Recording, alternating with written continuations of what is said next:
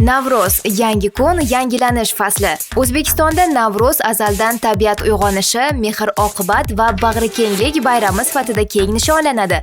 Uning ildizlari 1000 yillik tarixga borib taqaladi va bugungi kunda ham milliy qadriyatlarimizni aks ettiradi.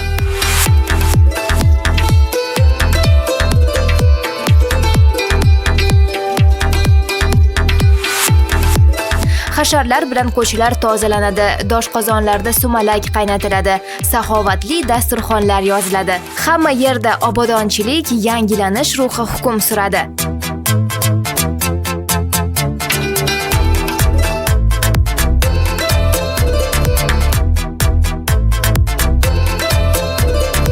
Bugun Navro'z.